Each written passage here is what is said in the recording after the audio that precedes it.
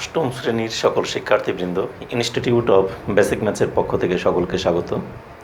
আজ আমি তোমাদের গণিতে একটি নতুন অধ্যায় নিয়ে আলোচনা করব। ইতিপূর্বে তোমাদের যে সকল অধ্যায়গুলো আমি সমাধা করে দিয়েছি, সেগুলি আশা করি তোমরা সকলেই সুন্দর মতো সবগুলো বুঝতে পেরেছো এবং সেগুলি তোমরা সমাধাও করে ফেলেছো, এই প্রত্যাশা তোমাদের প্রতি আছে।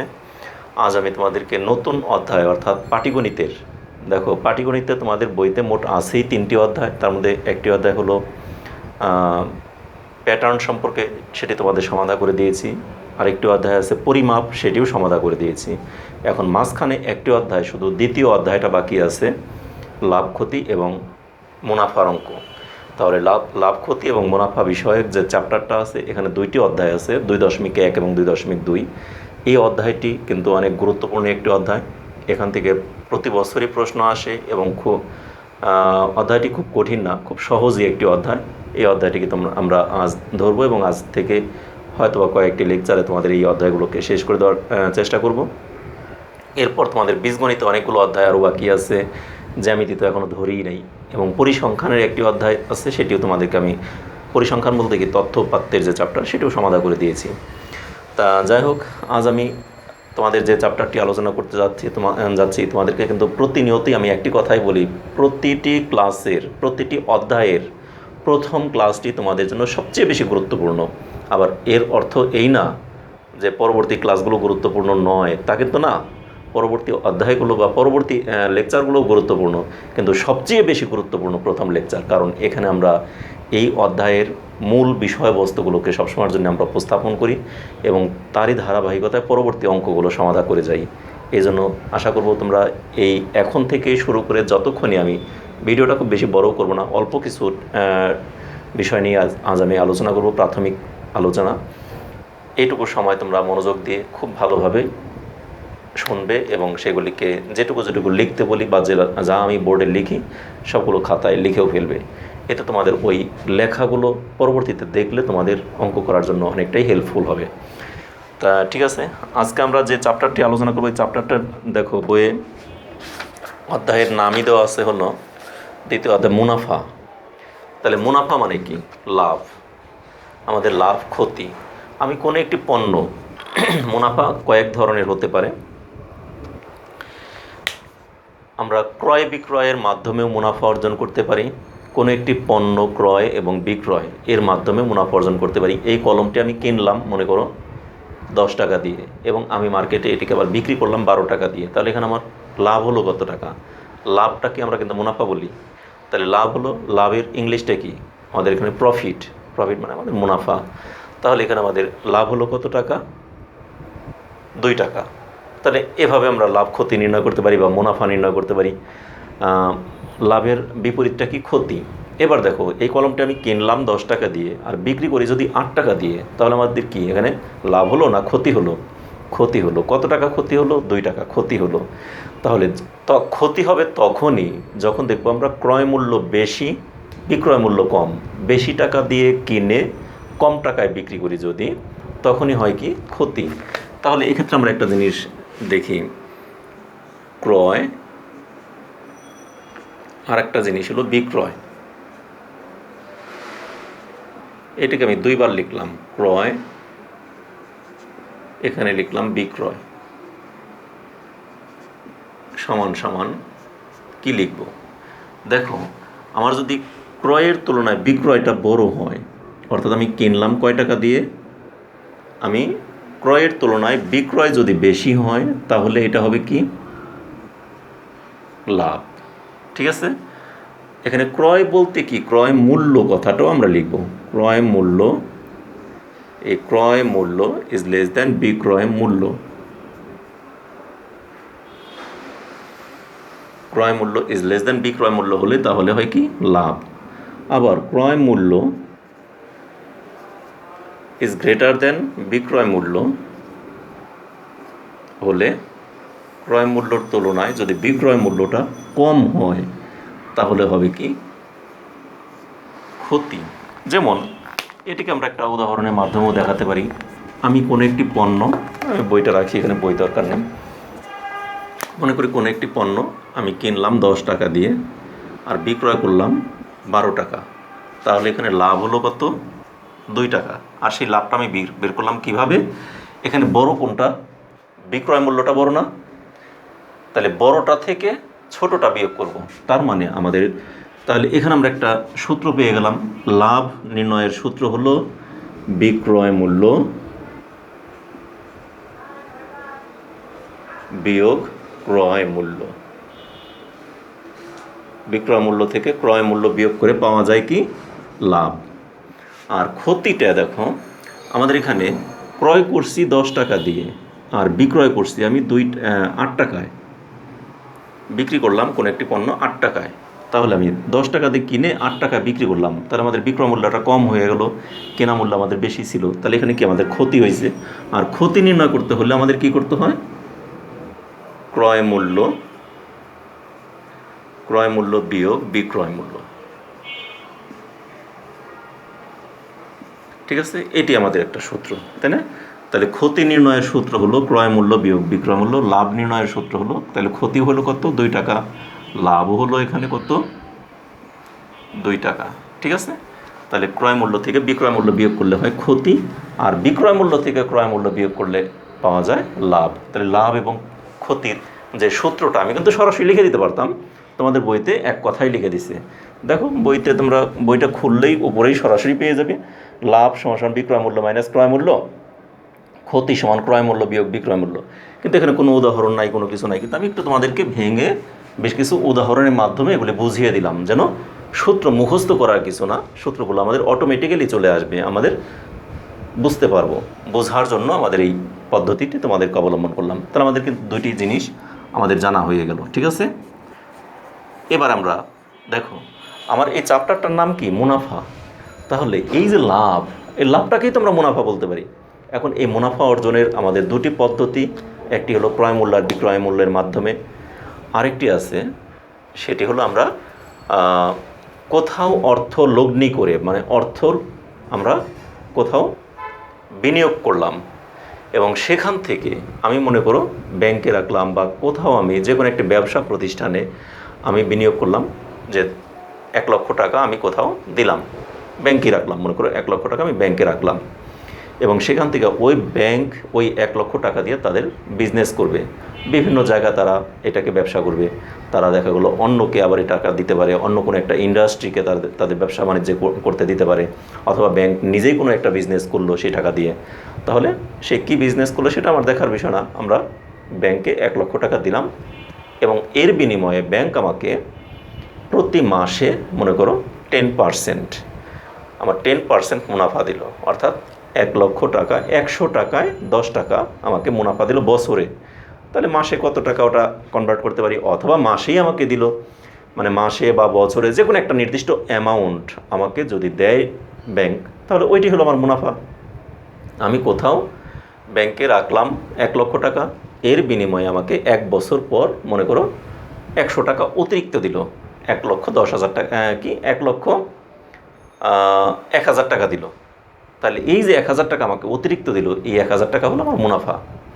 কারণ ব্যাংক ওই 1 লক্ষ টাকা নিয়ে সে বিভিন্ন জায়গায় ব্যবসা পরিচালনা করছে, ব্যবসা করে সে হয়তো ওখান থেকে 2,000 টাকা লাভ করছে, এবং সেই 2,000 টাকা লাভের থেকে 1,000 টাকা আমাকে দিয়ে দিল, তো ব্যাংকের কোনো ক্ষতি হলো না, কারণ সে তো আমার টাকা দিয়ে বিজনেস করলো, করে সে যে টাকা মুনাফা পেলো সেই মুনাফার একটা অংশ আমাকে দিয়ে দিল। তাহলে এই যে আমি যে অংশটা পেলাম এটা হলো আমার একটা মুনাফা।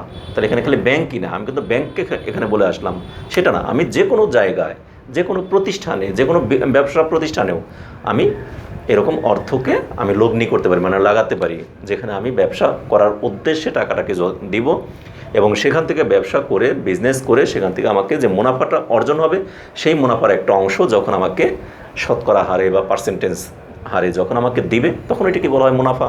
তাহলে এবার মুনাফা জিনিসটা কী সেটা অবশ্যই তোমরা বুঝতে পেরেছো। আর আমাদের এই অধ্যায়টাই হলো সেই মুনাফার অধ্যায়। এখন সেই মুনাফা আছে 2 ধরনের, একটা হলো সরল মুনাফা আর একটা হলো চক্রবৃদ্ধি মুনাফা। তাহলে মুনাফা কী সে জিনিসটা আমরা বুঝতে পারলাম। এবার সেই মুনাফা হতে পারে 2 ধরনের, একটা হলো সরল মুনাফা আর একটা চক্রবৃদ্ধি মুনাফা। আমি এগুলিকে একটু মুছে দিয়ে তারপরে লিখেই নেই।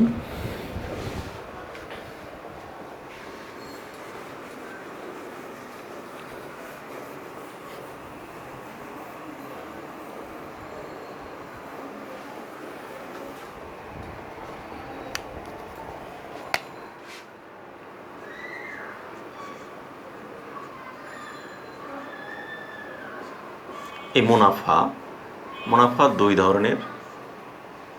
একটা হলো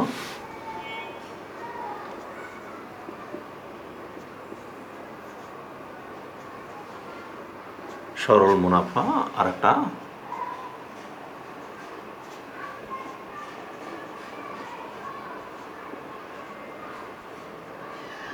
এখন তোমাদের প্রশ্ন হলো সরল মুনাফাটা কি? সরল মুনাফা হলো, আমি যদি কোনো একটি ব্যাংকের হিসাবটাই ধরি, ব্যাংকে আমি 1 লক্ষ টাকা দিলাম এবং ব্যাংক আমাকে 10% হারে মুনাফা দিবে। প্রতি বছরে 100 টাকায় 10 টাকা মুনাফা দিবে 1 বছরে। তাহলে 1 লক্ষ টাকায় আমাকে কত টাকা মুনাফা দিবে? 100 টাকায় যদি হয় 10 টাকা, তাহলে 1 লক্ষ টাকায় কত টাকা হয়? যে টাকাই হোক একটা নির্দিষ্ট অ্যামাউন্ট আমাকে মুনাফা দিবে ব্যাংক। দেখো 100 টাকায় 10 টাকা, 1 টাকায় 10 নিচে 100, আর 1 লক্ষ টাকায় এত টাকা। 1 শূন্য 2 শূন্য 1 শূন্য 2 শূন্য কাটলে 1 দশক 3 4টে, মানে 10,000 টাকা। ঠিক আছে, আমি একটা সহজ হিসাবে, এটা তোমাদের অঙ্কটা করা তোমাদের শেখালাম না, জাস্ট ওটা পরে অঙ্ক করার সময় শেখাবো। মনে করো আমি ব্যাংকে 1 লক্ষ টাকা 1 লক্ষ টাকা আমি ব্যাংকে রাখলাম। ঠিক আছে, কত পার্সেন্ট হারে? 10% হারে। তাহলে 1 বছর পর সে আমাকে কত? 10,000 টাকা মুনাফা দিবে। ঠিক আছে, 2 বছর পর কি করবে? 10,000 টাকা কিন্তু আমি নিয়ে আসছি, তাহলে আবার 1 বছর পর কি করবে? আবার 10,000 টাকাই দিবে।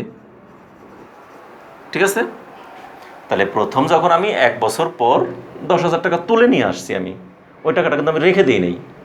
দ্বিতীয় বছর আর রেখেও যদি দেই, তাতেও আমাকে কিন্তু, যদি রেখেও দেই তাতেও আমাকে ওই দ্বিতীয় বছর আবার 10,000 টাকা। তৃতীয় বছর, তৃতীয়, আর এখানে দ্বিতীয়, এখানে প্রথম, দ্বিতীয়, তৃতীয় বছর,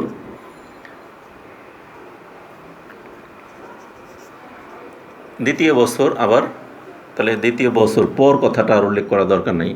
তৃতীয় বছরও সে ওই 10,000 টাকাই আমাকে মুনাফা দিবে। এরকম আমাদের পরবর্তীতে দিয়ে যাবে। এটা হলো আমাদের সরল মুনাফার ক্ষেত্রে। তার মানে আর কোনো কিছু, বাড়তি কোনো কিছু দিবে না। এবারে চক্রবৃদ্ধি মুনাফার ক্ষেত্রে কি? আমার মূল টাকা ছিল ওই 1 লক্ষ টাকাই। ঠিক আছে, সেখানে আমাদের ওই 10% হারেই আমি মুনাফা রাখলাম। তাহলে 1 বছর পর আমাকে সে দিচ্ছে কত? 1,000 টাকা। ঠিক আছে, তাহলে 1 বছর পর যখন আমাকে সে 1,000 টাকা দিল, কিন্তু আমাকে দিবে না, কিন্তু তার ব্যাংকেই রয়ে গেছে। আমি কিন্তু এই 3 বছর তুলি নেই, অর্থাৎ 3 বছর পর, দেখো 3 বছর পর একসঙ্গে আমি পাবো কত? 1,30,000 টাকা। 3 বছর পর আমি ওই 10,000 করে 3 বছর পর আমি যদি উঠাই আনি ব্যাংক থেকে, তাহলে আমি 1,30,000 টাকা উঠিয়ে আনতে পারবো। আর চক্রবৃদ্ধির ক্ষেত্রে কি হবে সেই জিনিসটা দেখো। আমি 1 লক্ষ টাকা ব্যাংকে রাখছি 10% হারেই। 1 বছর পর সে আমাকে দিবে কত? ওই যে 1 বছরে 10%-এ 10,000 টাকা মুনাফা পেলাম। 10,000 টাকার সাথে আমার আগেকার যে ছিল 1 লক্ষ টাকা, 3, 4, 5, তাহলে এই টাকাটা হলো আমাদের নতুন মূলধন। এটা হলো প্রথম বছর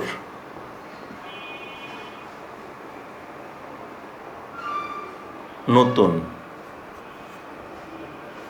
মূলধন। নতুন মূলধন হলো কত? আমার 1,10,000 টাকা। এখন এই 1,10,000 টাকা থেকে দ্বিতীয় বছর আবার নতুন মূলধন হবে কত?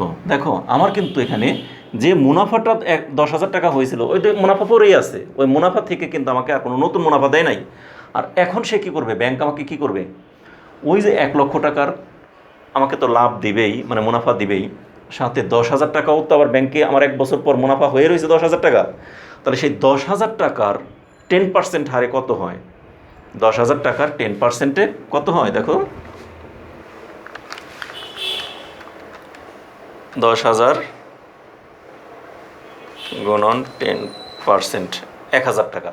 তার মানে সে আমাকে এই 1 লক্ষ টাকার থেকে দিবে কত? দেখো, দ্বিতীয় বছরে 1 লক্ষ টাকার থেকে তো আমাকে 10,000 টাকা দিবেই, তাই না? আবার এই যে এখানে যে 10,000 টাকা আমার ছিল, সেই 10,000 টাকা থেকেও সে আমাকে আরও লাভ দিবে 1,000 টাকা। তাহলে মোট হলো কত? আমার কিন্তু এই টাকাটা আসলো কি? লাভ বা মুনাফা, ঠিক আছে? তার সাথে আমার কিন্তু অরিজিনালি যে আমাকে দ্বিতীয় বছরে সে মুনাফা দিবে কত? 10,000 আরও 1,000, 11,000 টাকা দিবে। কিন্তু এখানে কিন্তু আমাকে দ্বিতীয় বছরও সেই 10,000ই দিছে, কিন্তু এখানে কিন্তু সে আমাকে দ্বিতীয় বছর দিল কত? 11,000। সাথে আমারও তো 1 লাখ টাকা ছিলই, ঠিক আছে? তাহলে তৃতীয় বছরে আবার কি করবে? এখানে মোট কত? 11,000 টাকা না? সেই 11,000 টাকার 10%, 11,000 টাকার 10% কত আসে? 11,000 টাকার 10% 1,100। সাথে ওই যে 1 লাখ টাকা, সেই 1 লাখ টাকার 10% তো আসতে আসতে আমার 10,000, তাই না? তাহলে এই টাকাটা আমাকে দ্বিতীয় বছরে লাভ দিবে, তৃতীয় বছরে। অথচ তৃতীয় বছরে এখানে কিন্তু সেই 10,000ই দিছে। প্রথম বছরেও 10,000, দ্বিতীয় বছরেও 10,000, তৃতীয় বছরেও 10,000, মানে সরল মুনাফা একই মাপকে দিয়ে যাচ্ছে, কোনো বাড়তি হচ্ছে না। আর চক্রবৃদ্ধি মুনাফার ক্ষেত্রে আমার যে টাকাটা প্রথম বছরে মুনাফা হলো, ওই টাকার আবার 10% মুনাফা আমি পেয়ে গেলাম অতিরিক্ত 1,000 টাকা। তাতে আমার হলো কত? 11,000 পেলাম দ্বিতীয় বছরে। তৃতীয় বছরে এসে দেখো, ওই 11,000 টাকার অতিরিক্ত আমি পেলাম কত? 1,100 টাকা। অর্থাৎ 10,000, 11,100 টাকা আমি অতিরিক্ত পেয়ে গেলাম। তার সাথে আমার তো সেই 1 লাখ টাকা আছেই, তাই না? অর্থাৎ এই তৃতীয় বছর পর আমি পাবো, এই যেখানে দেখো 3 বছর পর আমি পাবো কত? দেখো, 1 লক্ষ যোগ 10,000, 11,100, 11,100, ঠিক আছে? তার মানে আমি পাচ্ছি হলো 1,1,1,1,0,0, একক দশক শতক হাজার অযুত লক্ষ, 1,11,100 টাকা। আমি যদি সরল মুনাফায় ব্যাংকে রাখি 10% হারি, তাহলে আমি 3 বছর পর পাবো 1,30,000 টাকা। আর এখানে আমি পাচ্ছি কত? 1,11,100। তার সাথে আরও এখানে আরও বেশি আছে, ভুল হয়েছে। তাহলে দেখো, প্রথম বছর আমি পেয়েছি 10,000, তারপরের বছর প্রথম বছরে আমি মুনাফা পেলাম 10,000, দ্বিতীয় বছরে মুনাফা পেলাম 11,000, তৃতীয় বছরে মুনাফা পেলাম কত? 11,100। তাহলে মোট মুনাফা পেলাম আমি 32,100, সাথে 1 লাখ, তার মানে 1,32,100 টাকা। তার মানে আমার চক্রবৃদ্ধি হারে যদি আমি মুনাফা অর্জন করি, তা আমি যদি সরল মুনাফায় রাখি, তাহলে আমি 1 বছর পর পাবো কত? 1 লক্ষ টাকা থেকে 30,000 টাকা বেশি। আর চক্রবৃদ্ধি মুনাফায় আমি 1 বছর পর পাবো 32,100 টাকা বেশি, ঠিক আছে? তাহলে চক্রবৃদ্ধি কী এবং সরল কী এবার বুঝতে পারছো? তাহলে আরেকবার বলি, সরল মুনাফা হলো আমাকে প্রতি বছরই একই হারে একই মাপে মুনাফা দিবে, অর্থাৎ মুনাফায় থেকে আর মুনাফা যেটা হবে ওই মুনাফার টাকা থেকে আর কোনো মুনাফা দিচ্ছে না। আর চক্রবৃদ্ধি মুনাফা আমার যে টাকাটা মুনাফা হচ্ছে পরবর্তী বছর ওই মুনাফার টাকা থেকেও আবার মুনাফা দিচ্ছে। তাহলে এটি হলো চক্রবৃদ্ধি মুনাফা।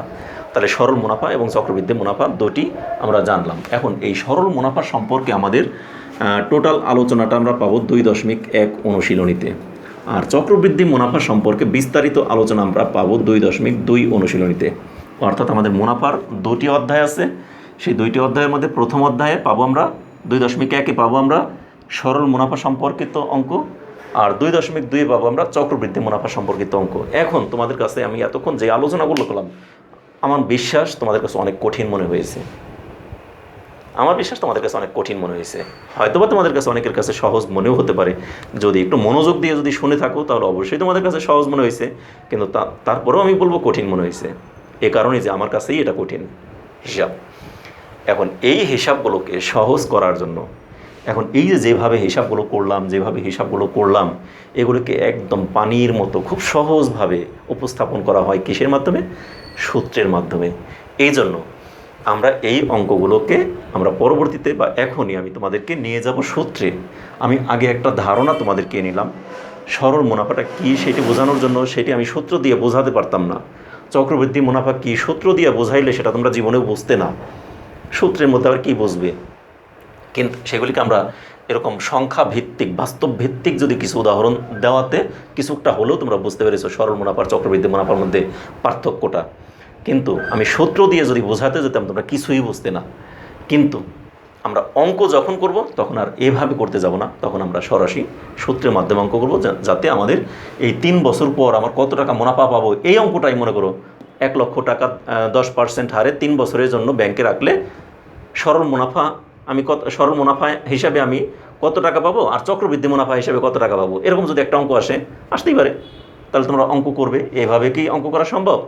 এভাবে আমি যেটা দিলাম কোনো কথা লেখা নাই, কোনো কিছু নাই, এটা কি কি লিখলাম তোমাদেরকে আমি বোঝাইছি মুখে মুখে, কিন্তু কিছু লিখে নেই তো, ওগুলো লিখে লিখে করতে গেলে আমাদের বিশাল এরকম 2 বোর্ড হয়ে যেত। কিন্তু সেইটাকে আমরা সূত্রের মাধ্যমে 3 লাইনে অঙ্কটা শেষ হয়ে যাবে। এই অংশটাও সরল মুনাফার ক্ষেত্রে সূত্রের মাধ্যমে 3 লাইনে অঙ্ক শেষ, চক্রবৃদ্ধিতেও তাই। তাহলে এই অঙ্কগুলোকে আমরা সূত্রের মাধ্যমে শিখবো। এই জন্য এখন আমি তোমাদেরকে নিয়ে যাব সূত্রে, ঠিক আছে? তাহলে এখন আমি তোমাদেরকে সরল মুনাফা এবং চক্রবৃদ্ধি মুনাফা সম্পর্কে একটা মোটামুটি ধারণা দেওয়ার জন্য, এটাকে বোঝানোর জন্য, অনেকেই কিন্তু এটা বোঝে না যে চক্রবৃদ্ধি মুনাফাটা কী। অঙ্ক করে যায়, অঙ্ক সূত্র অনুযায়ী মুখস্থ করে যায়, বা সূত্র পারে, সূত্র অনুযায়ী অঙ্কগুলো করে যাচ্ছে, সবই পারে, কিন্তু আসলে কী সেই জিনিসটি কিন্তু অনেকেই বুঝতে পারে না। সেটা বোঝানোর জন্য তোমাদেরকে আমি এই প্রচেষ্টাটুকু আমার ছিল। আশা করি কতটুকু সফল হয়েছে তা জানি না, তবে আমার বিশ্বাস তোমরা অবশ্যই অনেকটা হলেও বুঝতে পেরেছো। তা এখন আমি সূত্রে চলে যাই, ঠিক আছে? এগুলো মুছে দিলাম।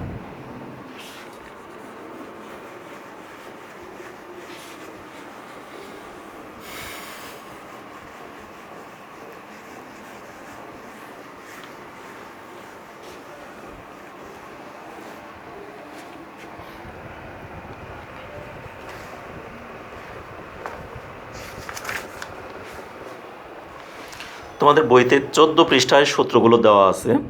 তারপরে এখান থেকে আমি আরেকটু ডিটেল আমি সূত্রগুলোকে আরেকটু সাজিয়ে গুছিয়ে লিখে দিই। বইতে সেরকম সাজানো নাই যদিও, তারপরে আমি এগুলিকে সাজিয়ে গুছিয়ে সুন্দর করে সূত্রগুলো লিখে দিই, ঠিক আছে? দেখো, সরল মুনাফার ক্ষেত্রে আমাদের দুই ধরনের সূত্রই আমি দেখাবো। ওইদিকে চক্রবৃদ্ধি মুনাফার সূত্র দেখাবো, এদিকে সরল মুনাফার সূত্র দেখাবো। মুনাফা,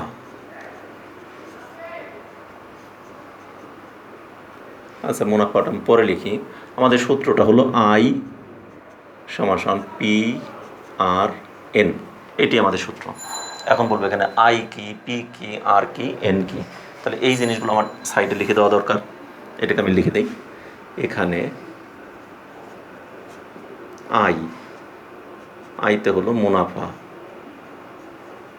এখানে আর লিখলাম না সরল মুনাফা, কারণ এখানে তো আমি সরল মুনাফার অংশেই আমি এই পাশেই অঙ্কগুলো করতেছি সূত্রগুলো, তাহলে এখানে তার আমার সরল মুনাফা এই কথাটা লেখার কোনো যৌক্তিকতা নেই। আচ্ছা, আর পিতে হলো মূলধন। এখন মূলধনটা কাকে বলা হয়? আমি কিছুক্ষণ আগে যে উদাহরণটা দিলাম, 1 লক্ষ টাকা আমি ব্যাংকে রাখছিলাম, সেই 1 লক্ষ টাকা আমাদের মূলধন ছিল, মানে আমাদের আসল টাকাটা, এটি আমাদের ক্যাপিটাল। তাহলে ক্যাপিটাল বা মূলধন, এটি হলো আমাদের মূলধন, ঠিক আছে? বা আই গেল, পি গেল। আর দ্বারা কি বোঝানো হয়? স্মল লেটারের আর, মানে ইন্টারেস্ট, রেট অফ ইন্টারেস্ট, মানে আমাদের মুনাফার হার।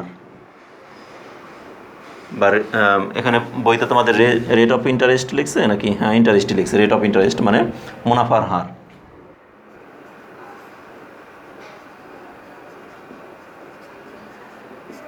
মুনাফার হার। আর এন হলো সময়, ঠিক আছে? তাহলে আমাদের আয় নির্ণয়ের সূত্র আমরা এটা জেনে গেলাম। এখন এই একটা সূত্র থেকে আমি দেখো 3টা সূত্র আমি বানাতে পারি। এখানে আমাদের কয়টি মান জানা আছে? পি, আই, পি আর এন, 4টে জিনিস, তাই না? এই 4টির মধ্যে যে কোনো 3টি জানা থাকলে অপরটি জানা যায় না। যদি আমাদের মনে করো পি আর এন অর্থাৎ মূলধন, মুনাফার হার এবং সময়, এই 3টি জানা থাকে, তাহলে আমরা আয় বের করতে পারি কি না? মূলধন মানে কত? কিছুক্ষণ আগে যে অঙ্কটা করছি দেখো তো, এই সূত্র অনুযায়ী মূলধন আমাদের ছিল কত? 1 লক্ষ টাকা, তাই না? 1 লক্ষ টাকা ছিল না? মুনাফার হার ছিল কত 10%। তাহলে 10% মানে কি 10কে আমরা 100 দ্বারা ভাগ করব। আর সময় ছিল কত 3 বছর। এই অঙ্কটাকে ক্যালকুলেশন করো, দেখবে 1,30,000 আসবে। শেষ। আমি কিন্তু আগে কত কোনবারে প্রথম বছর পর পাবো, দ্বিতীয় বছর পর পাবো, তৃতীয় বছর পাবো, এরকম করে সমাধান করে আমি অঙ্কে আসছিলাম। আর এখানে আমার কত সুন্দর আমাদের এখানে কত, ও না 1,30,000 না, শুধু 30,000 পাবো। মানে আইতে মানে কি মুনাফা, এখানে মুনাফাটা আসবে। এগুলি ক্যালকুলেশন করো, কাটাকাটি করো, যোগ বিয়োগ করো, দেখবা তোমার 30,000 আসবে। এই যে একটা শূন্য, এই 100 দ্বারা যদি এটাকে কাটি তাহলে 2টা শূন্য কমে যাবে 1,000। 1,000 দ্বারা 10কে গুণ করলে 10,000, 10,000কে 3 দ্বারা গুণ করলে 3 10 30,000, 30,000 টাকা চলে আসলো না? তাহলে দেখছো আই সমান 30,000 কত সহজেই হয়ে গেল। আমাদের মুনাফা হয়েছে কত 30,000 টাকা, আর আসল ছিল কত 1 লক্ষ টাকা। তাহলে আমি মোট পেলাম কত 1,30,000 টাকা। কত সহজ না? তাহলে এইভাবে আমরা সূত্রের মাধ্যমে অঙ্কগুলো কিন্তু সমাধান করতে পারি। কিন্তু যদি আমাদের এখানে কী কী জানা আছে দেখো, পি জানা আছে মানে মূলধন, আর জানা আছে মুনাফার হার, এন জানা আছে সময় মানে কত বছরের জন্য, 3 বছরের জন্য আগের অঙ্কটা করছিলাম। আচ্ছা, এই 3টি জানা আছে বিধায় আমরা আই বের করতে পারলাম।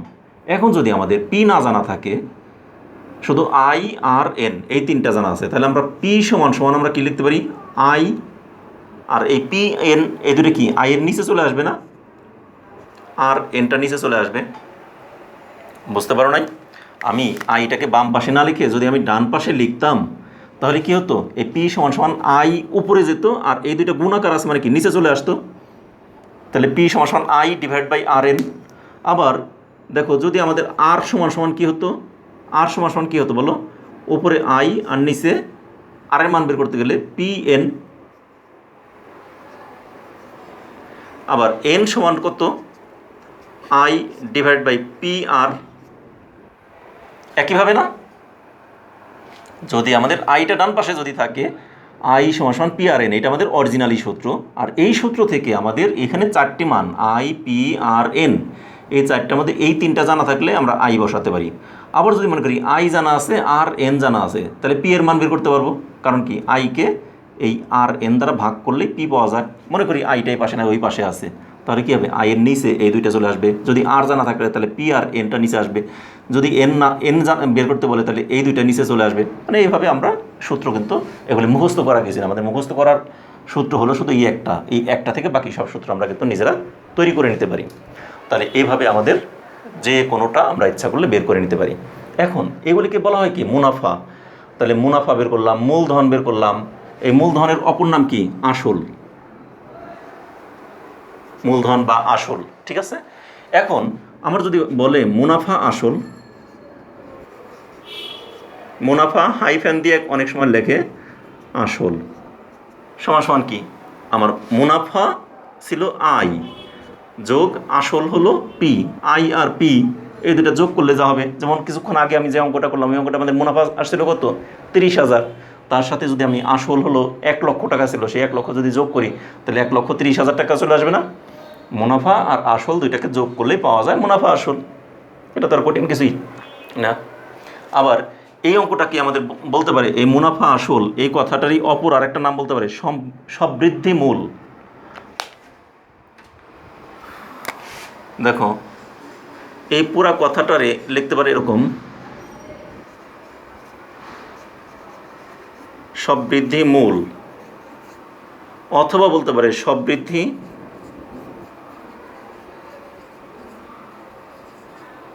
মূলধন। মূল বা মূলধন একই, সমৃদ্ধি মূল। শব্দের অর্থে কি, সহ, বৃদ্ধি মানে বৃদ্ধি সহ মূলধন। মানে আমাদের মূলধনটা ছিল কত 1 লক্ষ টাকা, সেখান থেকে বৃদ্ধি পেল কত 30,000 টাকা, তাহলে 1,30,000 টাকা হলো না। মানে বৃদ্ধি সহ মূলধন কত, তাহলে বৃদ্ধি সহ মূলধন 1,30,000 টাকা। সেই জন্য এই ভাষাটাও কিন্তু বইয়ের অঙ্ক যখন করবা মাঝে মাঝে এই ভাষাটাও তোমরা পাবে, তখন বলবে এটা আবার কি, সব বৃদ্ধি মূলধন আবার কোথা থেকে আসলো। এই ভাষাটার সাথে তোমাদের অপরিচিত মনে হচ্ছে, কিন্তু সেটাও আমি পরিচয় আগে করে দিয়ে নিচ্ছি, কারণ পরবর্তীতে অঙ্ক করতে গিয়ে যেন তোমাদের এই অপরিচিত কোনো কিছু যেন তোমাদের সামনে না থাকে। ঠিক আছে, সমৃদ্ধি মূল বা সমৃদ্ধি মূলধন এরকম আসতে পারে আমাদের। আবার আসতে পারে মুনাফা আসল, আসতে পারে, যে কোনোভাবেই আমাদের কথা থাকতে পারে। তাহলে আমাদের সরল মুনাফার ক্ষেত্রে এই কয়েকটি সূত্র, এই কয়েকটা জিনিসই তোমাদের জানা থাকতে হবে। ঠিক আছে, এবার আসে আমরা চক্রবৃদ্ধি মুনাফার ক্ষেত্রে কিছু কিছু জিনিস আমাদের কী কী জিনিস জানা থাকতে হবে সেই বিষয়টাই আমি দেখাই। চক্রবৃদ্ধি মুনাফার ক্ষেত্রেও ওই একই জিনিস, আই মানে মুনাফা, পিতে হলো মূলধন, আর এ হলো মুনাফার হার, এন এ সময়, মূল জিনিস একই। কিন্তু সেখানে আমাদের একটা জিনিস জানবো,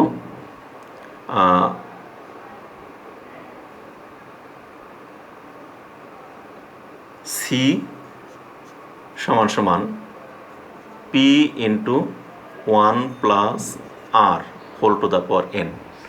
এখন তোমাদের এখানে বলবো সিটা আবার হঠাৎ করে কোথা থেকে আসলো? কিছুক্ষণ আগে আমি বলছি না, সববৃদ্ধি মূলধন বা সববৃদ্ধি মূল বা মুনাফা আসল, এই সিটা হলো সেই মুনাফা আসল। ঠিক আছে, এখন এখানে কোনটার নাম কি সেই জিনিসগুলো আবার লিখে দিই। সি হলো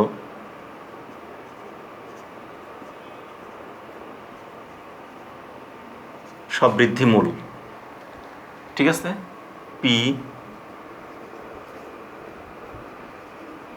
মূলধন, আর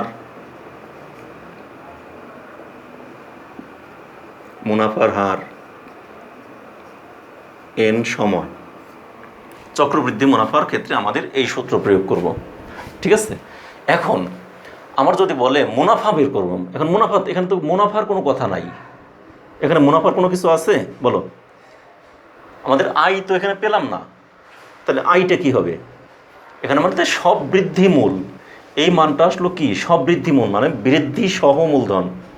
মানে কিছুক্ষণ আগে আমরা যখন অঙ্কটা করছিলাম তখন কি আসছিল? 1,32,100। এটা কি? 1,32,100, এটা আসছিল আমাদের বৃদ্ধি সহ মূলধন মানে সি, তাই না? এখান থেকে আমি যদি মূলধনটা মানে পি মাইনাস করি, তাহলে পি এর মান কত ছিল? পি কত ছিল? 1 লক্ষ না? পি যদি মাইনাস করি তাহলে আমাদের কত থাকে বলো? সমান সমান আমাদের 32,100 থাকে না? তাহলে এই 32,100 মানে কি? সমান সমান আই। তাহলে আই নির্ণয়ের সূত্র কি? এখানে আগের অঙ্কটা আমরা আই নির্ণয়ের সূত্রটা আমরা বের করছি, কিন্তু এখানে আই নির্ণয়ের সূত্রটা না করে আমরা আগে বের করব সব বৃদ্ধি মূলটাকে বের করব। তাহলে বৃদ্ধি সহ মূলধন কত আসে সেই টাকাটাকে বের করব। বের করে সেই বৃদ্ধি সহ মূলধন থেকে মূলধনটাকে বাদ দিই, তাহলে আমাদের বৃদ্ধিটা পেয়ে গেলাম। বৃদ্ধি মানেই তো মুনাফা। তাহলে আমাদের মুনাফা আই সমান সমান সি মাইনাস পি। আমরা এই সূত্র অনুযায়ী আগে সিটাকে বের করলাম, বের করে যা আসে সেখান থেকে আমরা পিটাকে মাইনাস করে দিলেই তো আমাদের আইটা পাওয়া গেল। অথবা আমরা এটাকে যদি ওভাবে না করে, আমি যদি আই নির্ণয়ের, যদি আমাকে কোনো অঙ্কে বলে সরাসরি মুনাফা নির্ণয় করো, চক্রবৃদ্ধি মুনাফা কত, এটা কিন্তু চক্রবৃদ্ধির ক্ষেত্রে চক্রবৃদ্ধি কথাটা কিন্তু উল্লেখ থাকবে। যদি বলে শুধুমাত্র চক্রবৃদ্ধি মুনাফা কত, তাহলে আই সমান আমি এইভাবেও লিখতে পারি, P into 1 + r whole to the power n minus আবার পি লিখে দিতে পারি না? মানে এই পুরাটা মানে কি? সি মাইনাস এই পি, এই যে P into 1 + r whole to the power n মানে কি? সি মানে চক্রবৃদ্ধি আমাদের সববৃদ্ধি মূল, মানে এই যে 1,32,100, তার মধ্যে থেকে মাইনাস করবো পি। পি মানে কত? 1 লাখ, বিয়োগ করে যেটা পাবো সেটি হলো 32,100। ঠিক আছে, তাহলে আই সমান আমরা এইভাবেও লিখতে পারি, অথবা আগে আমরা সিটাকে বের করি, বের করে খালি পিটাকে মাইনাস করে দিলে আমাদের আই বের হয়ে আসবে। তাহলে এই কয়েকটা সূত্রই আমাদের এই চ্যাপ্টারের অঙ্ক। আমাদের 2.2-এ শুধুই একটা সূত্রই এখানে কার্যকরী হবে, আর 2.1-এ শুধুই কয়েকটা সূত্রই। এই কয়েকটা সূত্রের খাতির মধ্যে আরেকটা লাগতে পারে আমাদের, যে লাভ ক্ষতির সূত্র। লাভ মানে কি? বিক্রয় মূল্য থেকে ক্রয় মূল্য বিয়োগ, আর ক্ষতি মানে ক্রয় মূল্য থেকে বিক্রয় মূল্য বিয়োগ। মানে ক্ষতি মানে কি? আমাদের ক্রয় মূল্যটা বেশি ছিল ওই জন্য, এর আগে যেটা দেখালাম। তাহলে এই কয়েকটা সূত্রের ভিত্তিতেই আমাদের এই 2.1 এবং 2.2-এর যাবতীয় অঙ্কগুলো আমরা সম্পন্ন করব। তাহলে তোমরা আশা করি সবগুলোই একদম হুবহু আমি যেভাবে এর আগেও লিখে ফেলছিলাম সেগুলি তোমরা উঠিয়ে রাখছো। এটাও তোমরা একদম সুন্দর করে তুলে রাখো, ঠিক এইভাবেই তুলে রাখবে। যদি পারো লাল কালি থাকে, অন্য কালি থাকে, তোমরা এগুলোকে এইভাবেই আন্ডারলাইন করে রাখবে, তাতে তোমাদের পরবর্তীতে বুঝতে অনেক বেশি সহজ হবে। ঠিক আছে, এখন আমি এই কিছু সূত্র দিলাম, সূত্রের প্রেক্ষিতে 2-1টা অঙ্ক না করালে তো হয় না, 2-1টা অঙ্ক আমি করে দিই আজকে। আজ বেশি অঙ্ক করবো না, জাস্ট খুব শর্টকাট 2-1টা অঙ্ক একটু দেখাই দিই। ঠিক আছে, তা ঠিক আছে, এখন আমি 2-1টা অঙ্কে চলে যাই। আমি আগে বোর্ডটা ক্লিয়ার করে নিই।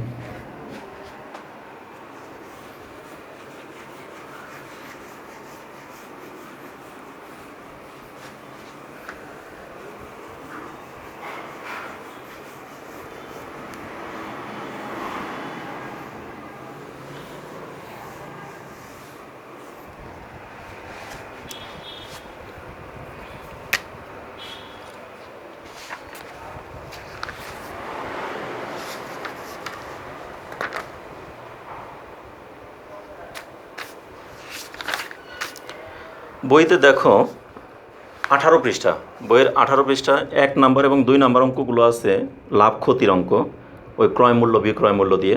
আমি ক্রয় মূল্য বিক্রয় মূল্যের অঙ্কগুলো একটু পরেই করাই। 1 2 3 তিনটে অঙ্ক দেওয়া আছে, এই তিনটে অঙ্ক আমি একটু পরে করাই।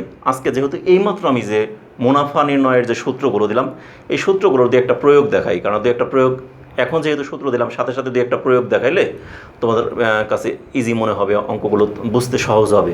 এই জন্য এখন আমি 4 নাম্বার অঙ্ক থেকে করাই, আর 1 2 3 আমি পরে করাই দেবো, ঠিক আছে? আমি 4 নাম্বার থেকে এই নিয়মের এখন যে সূত্রগুলো দিলাম সেই সূত্রের প্রেক্ষিতে আমাদের যে অঙ্কগুলো আছে সেগুলি দেখাই। যেমন 4 নাম্বার অঙ্কটা দেখো, বইয়ের 18 পৃষ্ঠা।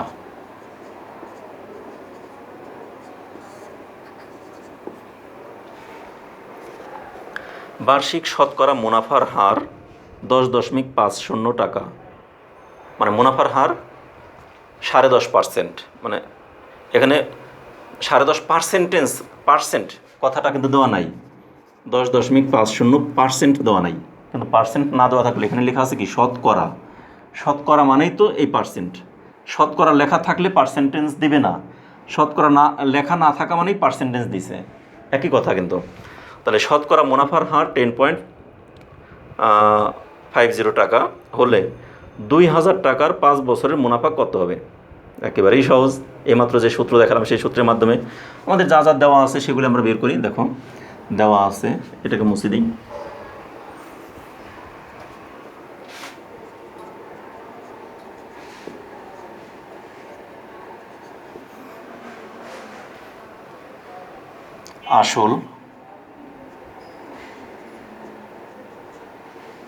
আসল পি সমান সমান 2000 টাকা, সময় এন সমান সমান 5 বছর, আর মুনাফার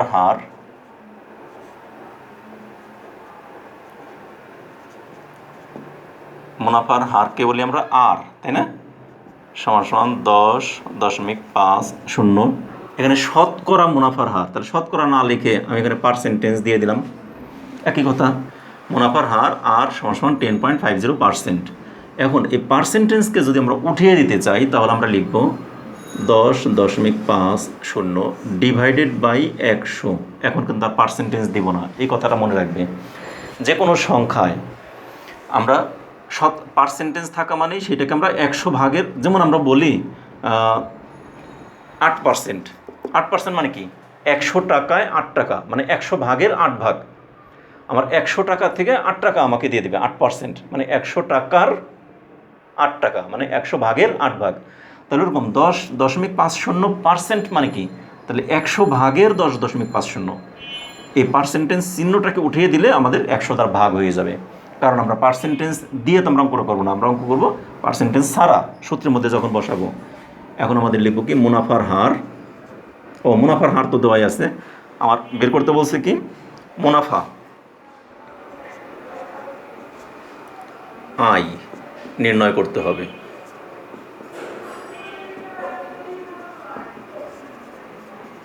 এই তো, তাহলে আমরা জানি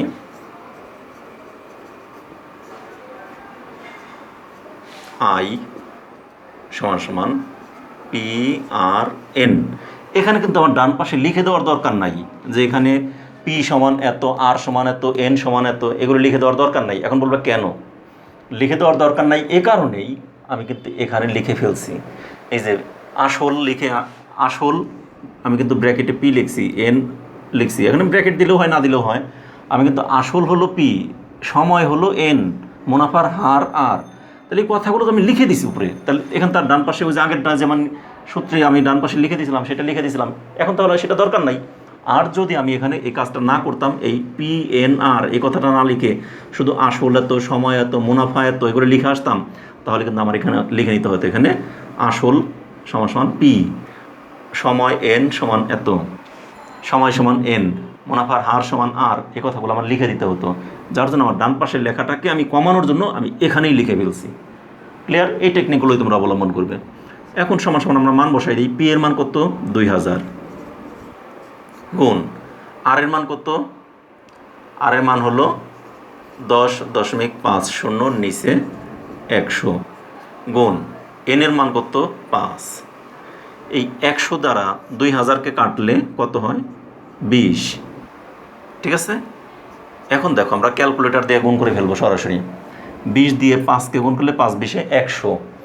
100 দিয়ে 10.50কে গুণ করলে 1050 হবে। কারণ আমরা জানি 10.50 গুণন যদি 100 করি তাহলে এই 2টা শূন্য আছে মানে এই দশমিকটা 2 ঘর ডান দিকে চলে যাবে। যাই হোক, এটা তোমরা ক্যালকুলেটর যেহেতু ব্যবহার করার অনুমতি তোমাদের আছে, তোমরা ক্যালকুলেটর ব্যবহার করতেও পারবে। ঠিক আছে, তাহলে এখানে 100 দিয়ে 2000কে কাটলে হলো 20, সেই 20 আর 5 গুণ করলে 5 20 100। 100 দিয়ে 10.50কে গুণ করলে 1050। তাহলে আয়ের মান আমরা পেয়ে গেলাম কত 1050। আমাকে বের করতে বলছি অঙ্কে 5 বছরের মুনাফা কত হবে, উত্তর এটাই। তাহলে আয় মানে তো পেয়ে গেলাম না, তাহলে উত্তর 5 বছরের মুনাফা 1050 টাকা হবে। শেষ। খুব বেশি বড় অঙ্ক, একেবারেই সহজ অঙ্ক, কিন্তু এই সূত্র অনুযায়ী করলে আমাদের কিন্তু অঙ্কগুলো অনেক ছোট হয়ে যায়, অনেক সহজ হয়ে যায়। ক্লাস 7 পর্যন্ত কিন্তু তোমরা সূত্র প্রয়োগ করো নাই। শতকরা হিসাবের এ জাতীয় অঙ্ক কিন্তু ক্লাস 6 7-এও তোমাদের ছিল। সেখানে তোমরা করছো কি 100 টাকার 1 বছরের সুদ বা মুনাফা এত টাকা, 1 টাকার 1 বছরের মুনাফা এত টাকা, সুতরাং 2000 টাকার 5 বছরের মুনাফা কত টাকা, এরকম ঐকিক নিয়মের মতো তোমরা অঙ্কগুলো করে আসছো এবং আমরা এইভাবেই করাইছি 6 7-এ। ততদিন পর্যন্ত আমরা সূত্র শিখাই নাই। সূত্র আমরা শেখা শুরু করলাম ক্লাস 8-এ এসে এখানে। তাহলে এইভাবে আমরা সূত্রের মাধ্যমে যখন আসবো, সূত্র মানে কি, আমাকে যে কোনো জটিল জিনিস, যে কোনো কঠিন জিনিসকে সহজ করে নিয়ে আসার প্রক্রিয়াই হলো সূত্র। তাহলে সূত্রের মাধ্যমে আমরা অনেক বড় বড় কঠিন কঠিন সমস্যাকেই আমরা সমাধান করতে পারি স্বল্প সময়ে। এই জন্য সূত্রটা কিন্তু খুবই এসেনশিয়াল। ঠিক আছে, তাহলে এগুলো তোমরা অবশ্যই মুখস্থ করে রাখবে। 4 নম্বর অঙ্কটা আমি খুব সহজেই তাড়াতাড়ি দেখিয়ে দিলাম। একইভাবে দেখি আমি খুব দ্রুত আরেকটা অঙ্ক করে দিই, 5 নাম্বার।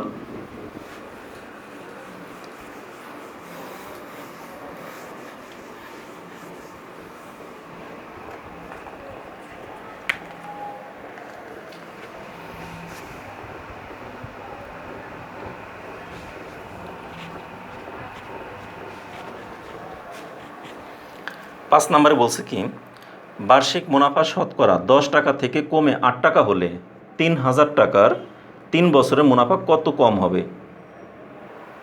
তার মানে এখানে অঙ্ক 2টে। দেখো এখানে কিন্তু আরেকটা বিষয় কিন্তু তোমাদের আমি বলি নাই, আমি ভুলে গেছি। 4 নম্বর অঙ্কটাই যখন করলাম, 4 নম্বর অঙ্কটা তোমরা বইয়ের দিকে আরেকবার নজর দাও।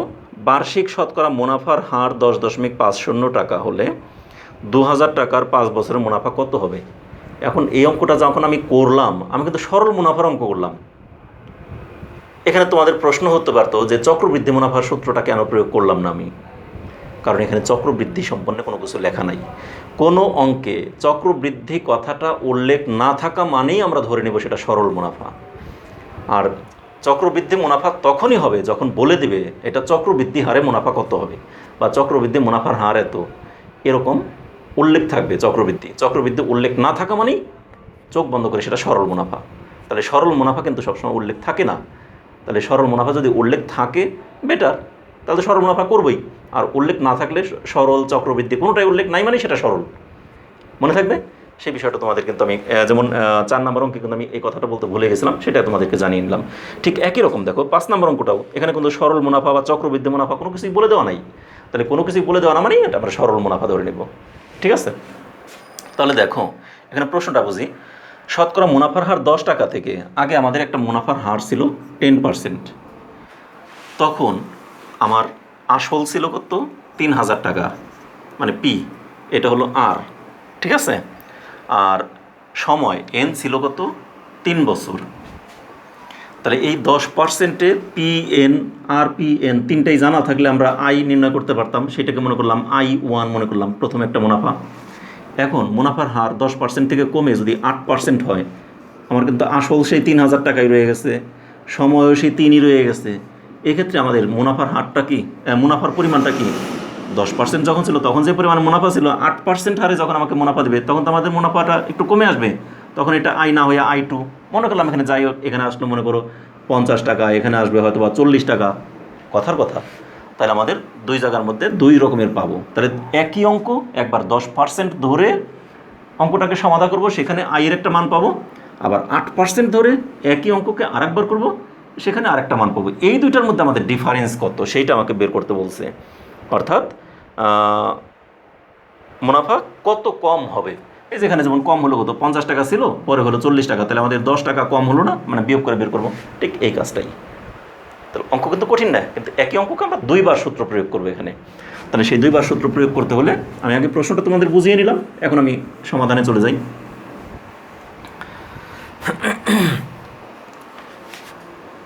5 নম্বর,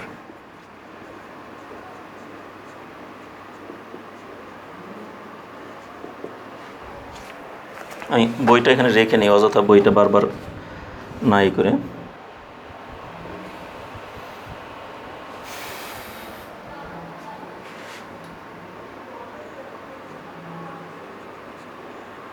আসল পি সমান সমান 3000 টাকা, সময় এন সমান সমান 3 বছর। প্রথম ক্ষেত্রে মুনাফার হার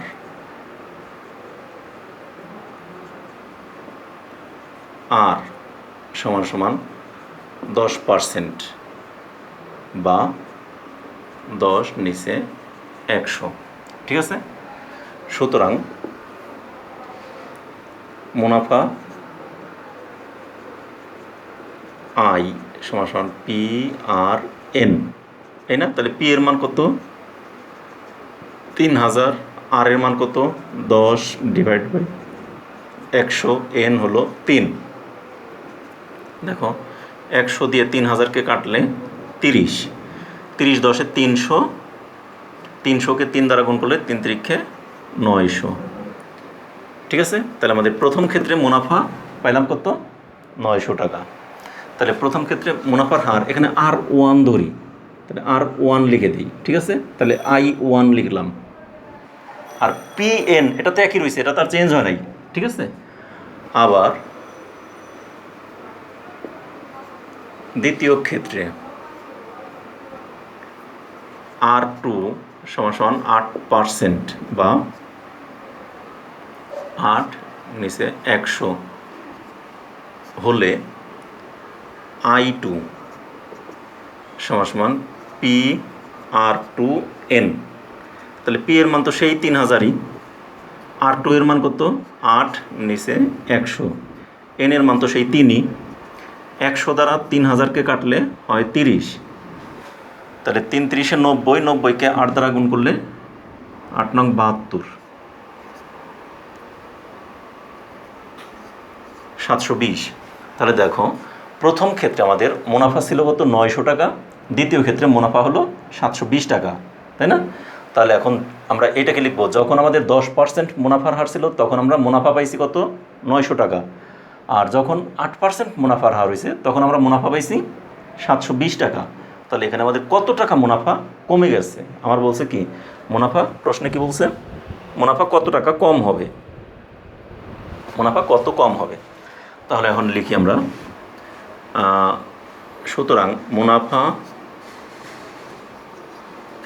হার 10% থেকে কমে 8% হওয়ায় মুনাফা কমে 900 বিয়োগ 720 টাকা সমান সমান 180 টাকা, তাই না? তাহলে আমাদের মুনাফাটা কমে গেল কত? 180 টাকা আমাদের মুনাফাটা কমে গেল, তাই না? এটাই এখন উত্তরটা আমি লিখে দিই। উত্তর এখান থেকে আমি এখানে লিখে দিলাম, নিচে তো জায়গা নাই, এই জন্য লিখলাম উত্তর 180 টাকা। তাহলে এইটুকু লিখে দিতে হলো। তাহলে কি খুব কঠিন কিছু? একই অঙ্ক আমাদের 2বার, অর্থাৎ আমাদের আসল তো একই ছিল, সময়ও একই ছিল, শুধু মুনাফার হার আর 1টা একবার ছিল 10% আর একবার ছিল 8%। তাহলে 10% 8%-এর ক্ষেত্রে একবার আমাদের মুনাফা পেলাম 900 টাকা, আর একবার পেলাম 720 টাকা। তাহলে মুনাফার হার 10% থেকে কমে 8% হওয়ায় মুনাফা কমে 900 বিয়োগ 720 টাকা সমান সমান 180 টাকা। উত্তর 180 টাকা আমাদের মুনাফা কমে গেল। এটি আমাদের বের করতে বলছে। তাহলে 4 নাম্বার 5 নাম্বার দুইটি হয়ে গেল। আশা করি তোমাদের বুঝতে পেরেছো। আজ এটুকুই থাকলো।